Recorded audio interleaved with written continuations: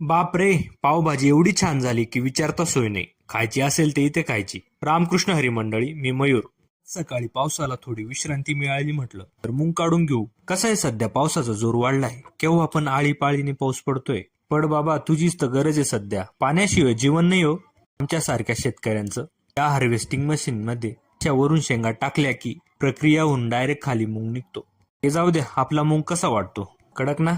संध्याकाळी दत्तू भाऊ म्हणे आपल्याला मोबाईल घ्यायचाय, चाल म्हणे सोबत, तुझ्या हाताने घेऊन दे म्हणे चांगला. त्याला म्हटलं, अरे बाबा, पैसे चांगले दिले की मोबाईल पण चांगला येतो रे. हा सर्व पैशांचा खेळ आहे भाऊ.